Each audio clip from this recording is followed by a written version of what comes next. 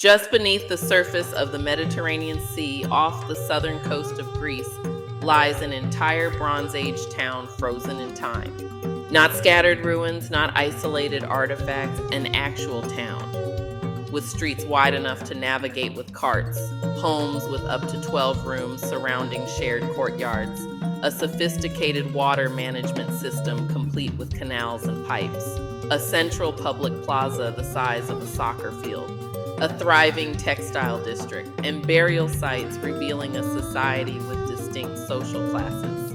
A place where people once woke up to the sound of waves, traded goods across the ancient world, ran a manufacturing economy, raised families, and built lives thousands of years before the rise of classical Greece. Today, that town rests silently beneath the water. Its name is Pavlopetri, and many archaeologists consider it the oldest submerged city ever discovered anywhere in the world. But this is not just a story about ruins beneath the sea. It is a story about a real functioning civilization, one far more sophisticated than the ancient world is usually given credit for. And it is the story of how an entire community slowly, then suddenly vanished. Before we go further, the name itself is worth pausing on. Pavlopetri literally translates to Paul's stone, a reference to the Apostle Paul, whose name became attached to this small islet off the Laconian coast sometime during the early Christian era. By that point, the city beneath the water had already been forgotten for over 1,000 years. Nobody living near that coastline in the 1st century AD had any idea there was an entire Bronze Age town resting just meters below the surface. The sea had swallowed it completely, and it would stay that way for nearly 2 more millennia. Here's something the popular version of this story usually gets wrong. Nicholas Fleming, the British oceanographer from the University of Southampton who surveyed the site in 1967, did not discover Pavlopetri. He rediscovered it. The first recorded identification of submerged walls at this location came decades earlier in 1904, when a Greek geologist named Phakion Negris noted strange underwater stone formations in the area, but his report attracted little attention, and the extent of what lay beneath the water was not understood. It took 63 years before Fleming returned to the site with serious intent. In 1968, he brought a team of archaeologists from the University of Cambridge to conduct the first proper survey. Using a grid system and hand-measured tapes on the seafloor, they produced a remarkably detailed plan of the site. What they found stunned them. The city covered an area of roughly 300 meters by 150 meters, containing at least 15 separate buildings, courtyards, 5 identifiable streets, 2 tombs, and a minimum of 37 cist graves. This was not scattered debris from a shipwreck. This was a city. The ruins date back to the final Neolithic age, through the Bronze Age, and into the Mycenaean period. Most of the standing architecture belongs to the Mycenaean civilization, the same culture behind the heroes of Homer's Iliad, the same people who built the Lion Gate at Mycenae and who scholars believe fought the historical war that inspired the legend of Troy. Evidence confirms the city was occupied throughout the Bronze Age from around 3000 BCE up to 1100 BCE. That is nearly 2,000 years of continuous habitation at a single coastal site. This distinction matters. Pavlopetri is approximately 5,000 years old as a settlement, but it has only been underwater for roughly 3,000 years. The city did not sink the moment it was built. It thrived for nearly 2 millennia before the sea claimed it. Now here is what makes Pavlopetri extraordinary, not just as a ruin, but as a snapshot of daily life. The city was incredibly well designed, with roads, 2-story houses with gardens, temples, a cemetery, and a complex water management system, including channels and water pipes. Let that sink in for a moment. Water management infrastructure, channels, pipes, in a coastal Mediterranean town that existed 5,000 years ago. In the center of the city, there was even a square or plaza measuring about 40 by 20 meters, and most of the buildings had up to 12 rooms inside. A public square, a civic gathering space, evidence that these people were not simply surviving, they were organizing social life with deliberate intention. UNESCO recognizes Pavlopetri as one of the first planned cities with residential neighborhoods, administrative buildings, factories for the production of pottery, and markets. One of the most surprising discoveries was what the loom weights revealed. The results of the survey established that the town was the center of a thriving textile industry, evidenced by the many loom weights found throughout the site. This was not just a fishing village. Pavlopetri was manufacturing textiles at industrial scale for trade, which means it had supply chains, labor organization, and commercial relationships with buyers across the Mediterranean. And the trade evidence does not stop there. Artifacts recovered from the seafloor include pottery, blades made of obsidian and chert, and a small bronze figurine dating to around 2800–1180 BCE. The obsidian is particularly significant. Obsidian does not occur naturally in this part of the Peloponnese. The nearest source is the island of Melos, roughly 200 kilometers away across open water. Those blades did not drift there by accident. They were traded. They were carried by ships navigating deliberate routes between islands and coastal settlements. Pavlopetri was not on the edge of the ancient world. It was plugged into the center of it. The burial sites added another layer of complexity to what archaeologists found.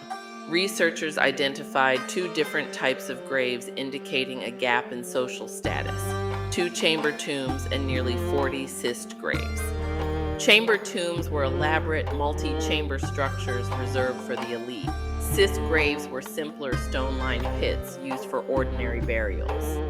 Two different burial traditions at the same site tells archaeologists something important.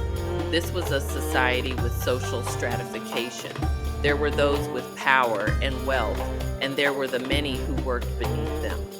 And there is something else found in those storage vessels, the large clay pythoid, that challenges how we normally picture them. Yes, they held grain, oil, and wine, but archaeologists also discovered pythos burials, large pottery used to preserve bodies before inhumation or cremation. The same containers that fed the living were also used to hold the dead. That is a detail that does not make it into most retellings. For centuries, or more precisely for nearly 2,000 years, the people of Pavlopetri lived with the sea as both their greatest resource and their greatest threat. Before Pavlopetri was underwater, the island of Elefonisos would have been connected to the Peloponnese through the land where Pavlopetri now sits. Read that again. The city was not built on a peninsula with water on one side. It sat on land that served as a physical land bridge between the mainland and what is now a separate island. Pavlopetri was a gateway, geographically, economically, and strategically, between two land masses.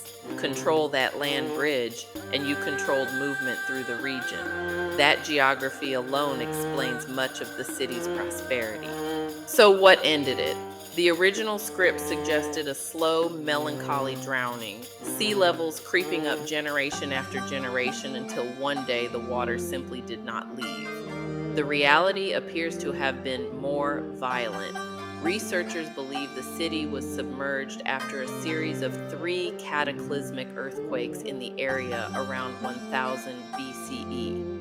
These seismic events dropped sections of land below sea level rapidly, and the terrain never re-emerged. The evidence so far indicates that Pavlopetri was probably inundated and awash by the time of the Roman period, and thus completely abandoned. So the city experienced a period of seismic destruction around 1000 BCE, and then the water finished the job. By the time Rome was building its empire, Pavlopetri was already fully submerged, forgotten, waiting.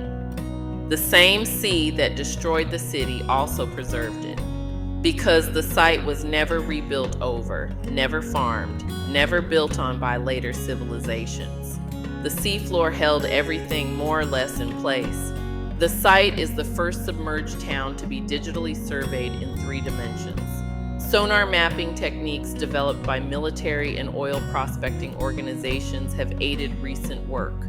In 2009, a joint team from the University of Nottingham, the Hellenic Center for Maritime Research, and the Greek Ministry of Culture launched a 5-year investigation. They brought alongside them a team from the Australian Centre for Field Robotics, deploying specialized underwater robots designed specifically for this kind of archaeological work. The 2009 survey alone uncovered an additional 9,000 square meters of new buildings, including a large rectangular hall and structures lining a previously hidden street. In 2011, the BBC produced a full documentary on the site, bringing Pavlopetri to global attention for the first time. And some scholars began to ask a provocative question. Could this sunken, planned coastal city, predating Plato by thousands of years, have been part of what inspired the Atlantis legend? Given that Pavlopetri predates the time when Plato wrote his allegory of the mythical island of Atlantis, some have hypothesized that Pavlopetri may have been one model for his imagined sunken civilization. No one can prove it, but the parallel is difficult to ignore. The site is not safe. Pavlopetri is suffering from the looting of artifacts, the shifting of sands and sediments, and the pollution of Vatica Bay, primarily caused by large commercial ships that anchor illegally in the bay. Ships dragging anchors across the seafloor, ballast water discharge, souvenir hunters pulling artifacts from the ruins and pocketing them as keepsakes.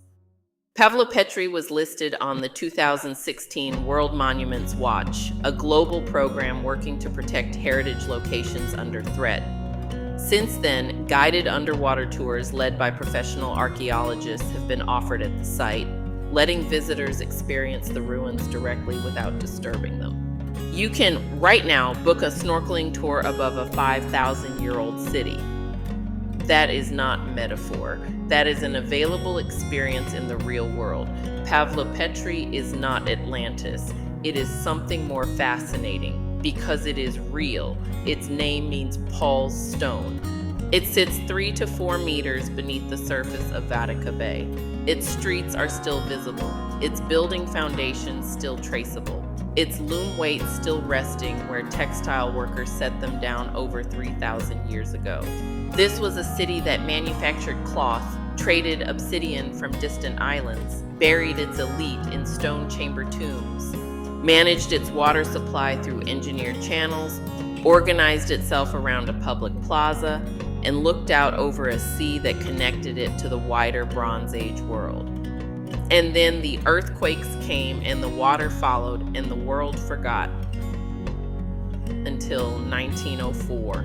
And then again in 1967. And then again in 2009 when robots and sonar and photogrammetry began pulling the city back out of time, street by street, building by building, room by room. History is never truly gone. Sometimes it is waiting 3 meters underwater on the seafloor of a bay in southern Greece for someone to finally look down and pay attention.